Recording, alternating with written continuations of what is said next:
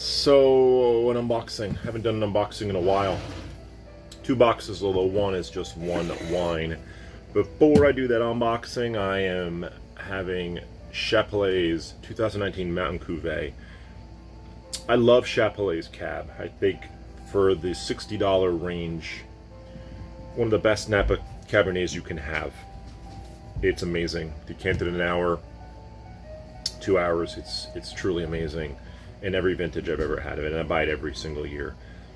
I was at a store today, a new store, and I was looking for a specific wine. I'll talk about it next, but the gentleman working there recommended, he was like, oh, if you're looking at this wine, maybe try this one. I said, well, I know the big boy, and they have bigger boys than the Chapelet Signature, which is 60. They have their other ones that are even more expensive, but anyway, this was 30, and I've never tried it. I've looked at it for years. Always reluctant. I don't really know why. I just felt like a second label is not always. I could afford the 50-60, so I might as well just go for that one. But I said I'll give it a shot because I knew I was having pork tonight. So this is 72% from Napa, 28% from Sonoma, 14% alcohol, 44% Cab, 36% Merlot, 9% Petit Verdot, 7% Malbec, 4% Cab Franc. So a Bordeaux blend for sure. All 5 Bordeaux varietals are in here. This is from both, mostly Napa, but Sonoma also, probably from a variety of vineyards. So overall, it is bigger than I expected. I already had some, so now I'm on my 3rd glass. And it had a synthetic cork, which bothered me. Just gave me a little bit of a pause, but it's a $30 wine. You don't normally see a synthetic cork in a lot of $30 wines, but for this being Chapelet's least expensive, maybe it makes sense. Well, it certainly doesn't taste like 30 and doesn't taste like 30. It tastes more expensive, and I think it'll be more expressive even tomorrow, although tomorrow's going to be an uni and halibut night. So I'll probably be having a white wine with it. I could have a little bit more of this later. I would like to see how this evolves over the evening or by tomorrow.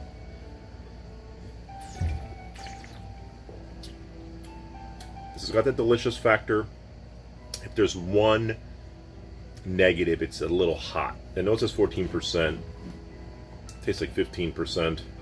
I know that 1% doesn't sound like a lot, but it is a lot when it comes to wine. That 1 extra percent is a big thing.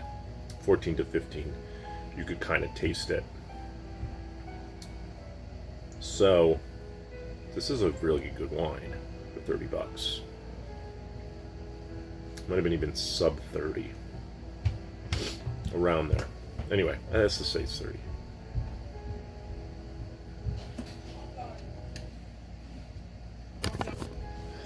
So see how it is tomorrow. Reserving a little judgment since I just popped it and poured it. I believe this actually could use a little decanting, see if it gets better, but I'm enjoying it. I'm enjoying it more than I actually thought I would, which is always a good thing.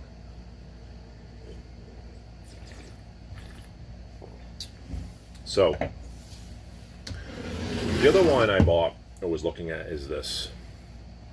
Typically I never buy wines like this, meaning silly name, it's not silly, but Leviathan, silly label. It feels like a lot goes into the packaging, heavy bottle rather than the bottle inside the bottle. But 14.9%. This is a strong wine, and this is a California red blend, but it's supposedly the project of the guy that either used to make or still makes Screaming Eagle. Screaming Eagle being the most expensive Napa cab, cult cab in Napa, and when they can't even get them. They sell it instantly. They're in the thousands of dollars per bottle. So actually there was an auction for, I think, their first release ever, and the bottles went for some ridiculous amount of money, hundreds of thousands. Oakville, I don't know much about this except that the winemaker is a legit winemaker. He either made or makes Screaming Eagle, little pet project. This wine gets some good accolades. Like I said, I don't really love the label, don't really love the name. I kind of like things a little bit more classic. Not things like a goofy name like Leviathan, but I'm willing to give it a try. So we'll see how it is. The reviews are all great. It's got body and unctuousness and deliciousness, and I'm hoping in that $30 range it does. I think for $30 they also had the Obsidian there, which I was really happy to see. So 10 minutes away I could buy Obsidian, which is awesome. Obsidian has so much depth, so much flavor, so much character, but it's not just this overly unctuous, overly unctuous Napa, stereotypical Napa wine, but has a lot of complexity that reminds me a little bit of Bordeaux too, which is why I love Obsidian. And for $30, it's the best $30 cab I've had to date. These aren't cabs. In order to be a cab in California, you have to be 75%, and if you say a state, it needs to be even higher. This is 44. I have no idea what the Leviathan's percentage is. It just says red blend. I'll have to look online. I am curious as to what the blend is. I guess Napa heavy, cab heavy, but not over 75%. So, anyway, for the rest of the unboxing, I bought a case of the Récoltant. So Récoltant 2018, I think $27 for this Napa, this cab. It's not out of Napa. Oh, it is Napa. Is amazing. It is delicious. Delicious factor off the scale. Is it the most complex wine in the world? No. It is big though. It's brooding. It's delicious. This wine is awesome. Case worthy for $27. I want to introduce some people to it, see if they like it. I really think it'll be a hit. I'll be going to a Friendsgiving soon. I plan on bringing one or two of those. I think hopefully they'll be a hit. We'll see. So 12 more bottles to get through, and I have no idea what's in here. I love unboxings more so than I ever thought. Oh, this right off the bat, look at this. I didn't even know. I mean, I don't even remember what I ordered from JJ Buckley. This is a JJ Buckley.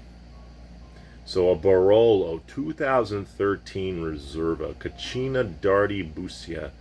Bussia being the area of Barolo, I'm pretty sure. Could be wrong, but Alexandre Giannatoli Fontina. I don't know much about this, except it's a Barolo Reserva, which you don't see all that often in the 2013. So a little bit of age. This absolutely gets me excited. So this will be awesome to have eventually. I don't even remember ordering that. No idea even what it costs. And I always say I should be looking at some of these as far as price points. I don't remember. Nope. I do see some twos on here, so some will be in doubles. So be it. Another aged wine. 2006. Daniel Etienne Defay. Chablis Premier Cru Côte de Lachey.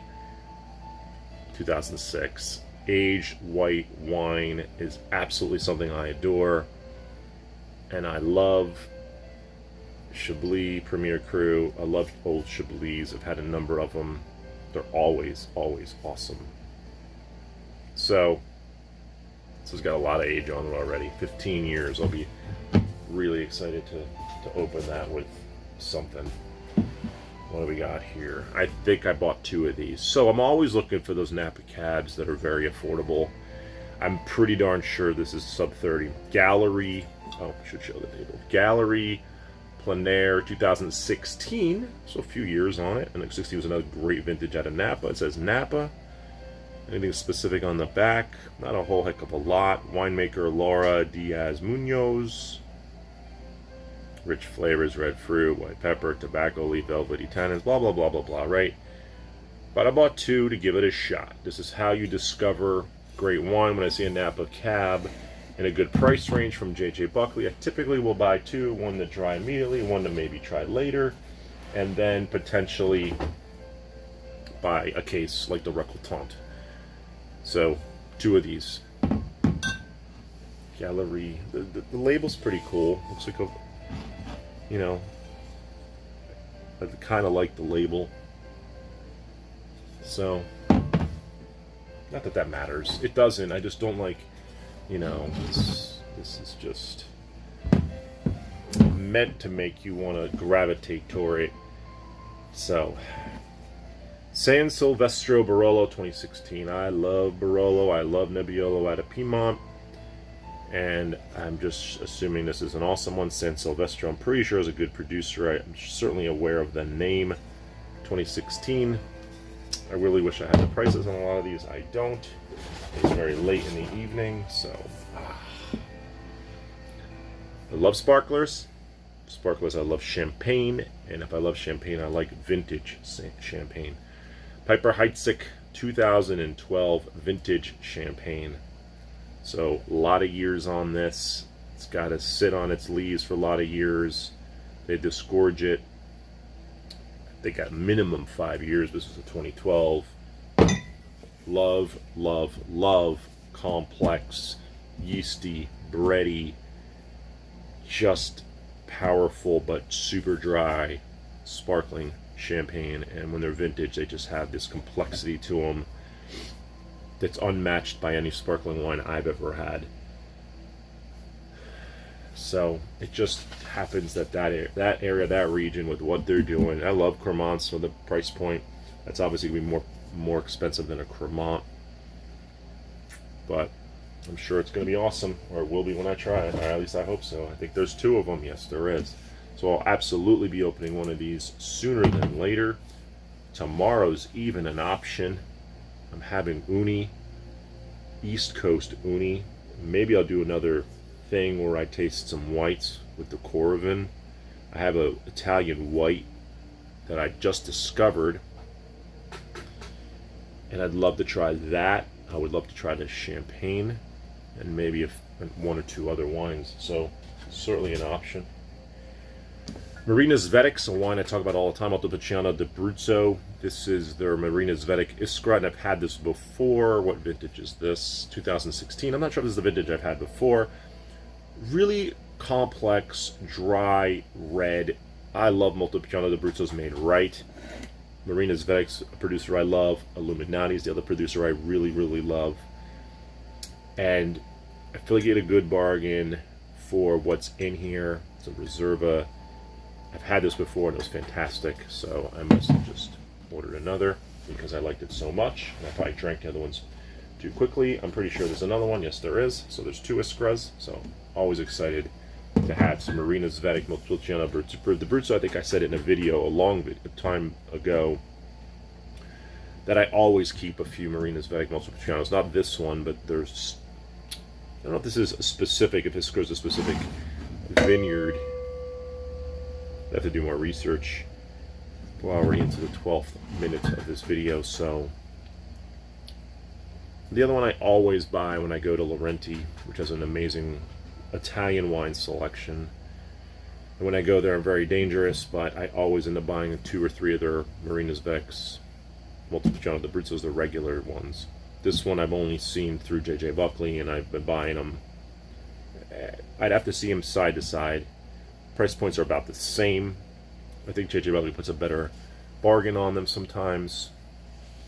So I believe that's a great wine to get. Over delivers on price, on flavor for price. I don't know what this is, but it's a champagne. So Champagne Souterrain Grand Cru Melez. I guess I just ordered a champagne. Oh, vintage 2012. So this is a vintage champagne. It's just not on the front, it's on the back. So another vintage champagne, Grand Cru. I must have got a good price on it. I'm never going to say no to vintage champagne, especially aged vintage champagne is a sweet spot. Absolutely love it. It pretty much goes with anything. Sparklers can literally go with anything. Even steak. I don't pair it with steak, but they say it goes with steak. Maybe I should try it one day, although I probably doubt it. But they claim it's the wine that can go with any food. I've said it before, I think Brunello is the best food wine, but of course, you're not going to have it with whitefish, so it doesn't really fit with everything. Oh, I also ordered another Turnbull. So I always like Turnbull Cab, and I had it recently. Yes, and I saved the bottle, if that looks like it. Yep, I think. Let's see a Turnbull Cab. No, I didn't save it. Anyway, I typically like Turnbull Cab. This 2016, great red wine. They must have had a good deal on it for what it cost. It's in the 50-60 range. It's an amazing cab in the 50-60 range. But you're spending 56 bucks. Gosh, this is super dense, heavy bottle. One more Tissue paper. No idea what's in here. Even extra unboxing and... Oh, I do have to remember ordering this. I don't know why it's in tissue paper. Is it extra special? I don't know. What's underneath? Nothing. So, I've seen this wine for a while. And it's sort of another wine I have avoided because of the name. And that's silly, I know. Oakville Napa Cab Ghost Block 2018. So very young. And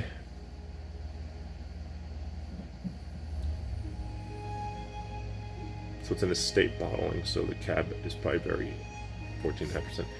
Ghost Block's a $50, $60 bottle. They always do really well. I think maybe even a little more. It's probably a good price. They probably gave us a good price for this Ghost Block from J.J. Buckley. And I threw it on. So a fair amount of, we got a lot of cab here. Yes, 1, 2, 3, 4. 4 Cabernets plus a whole case of the Récoltant. So Cabernet for days here. Not a bad thing. I have been very big into all these Italian wines lately. I've always been big into Italian wines, but the exploration of Italian wine is super fun. The white wine I'm going to try tomorrow with Uni is a Timarossa grape. It's got another name too, starts with a D. I can't remember it.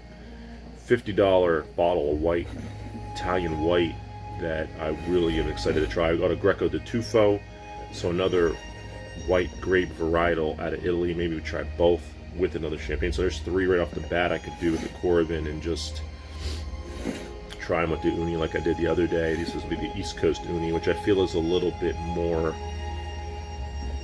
I feel West Coast Uni is the creamiest, and East Coast is a little brinier, but it's hard to explain exactly. More solid, a little less creamy, I guess is the way I can put it. But anyway, super excited. I'm getting a fair amount of it too, so it'll probably be eaten over 2 nights, not just one sitting. 2 Barolos in here, 3 Sparklers, 2 Moltrepiano d'Abruzzos, the Chablis. I would love to try the Chablis. I'm going to wait on the Chablis.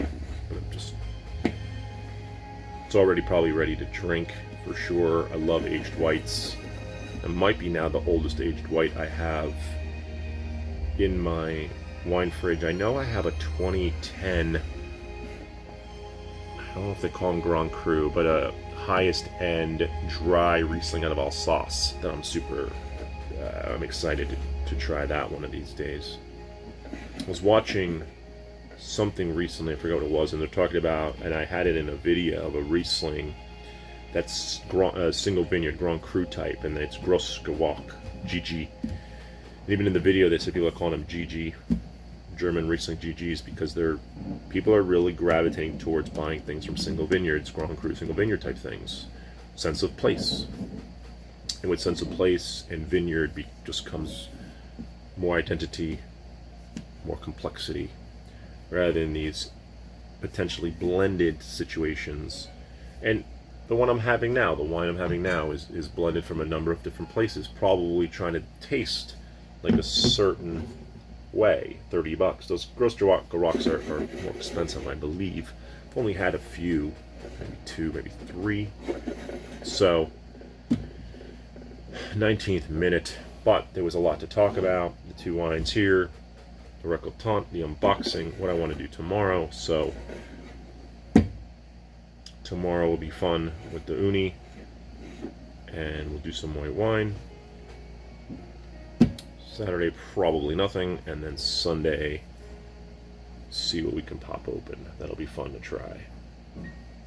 Maybe the Leviathan. Maybe the Leviathan. I think the Leviathan, I'll probably make a steak and have it with the Leviathan and just see how it is. I'm very, very curious.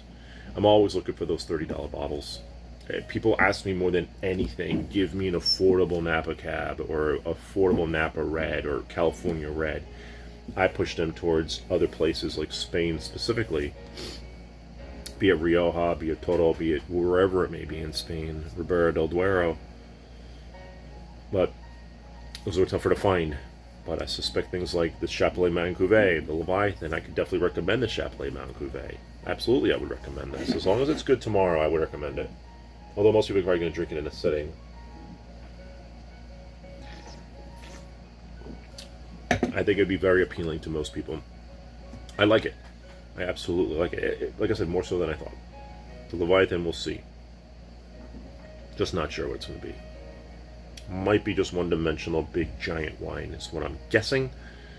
But I could be wrong. I've been wrong. I was wrong about this Mountain Cuvée. But I think in the $30 range, when you want complexity, I would push everybody to Obsidian. At least so far. And Récoltant. But you can't find Récoltant. I've never seen Récoltant out of only J.J. Buckley. So I'd have to order it for people, which I'd be fine with. So 21-minute video. Maybe one of my longest recently, but haven't done an unboxing in a while. Do love these unboxings. I got another case or so of wine sitting at J.J. Buckley. I have a Carlisle shipment coming at the end of this month.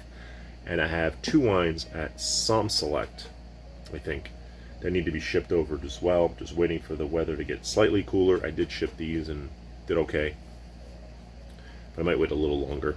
Got plenty of wine now to drink, so I really wanted the Récoltant, so I said, yeah, I might as well just get 2 cases worth and send it. So that's it for tonight.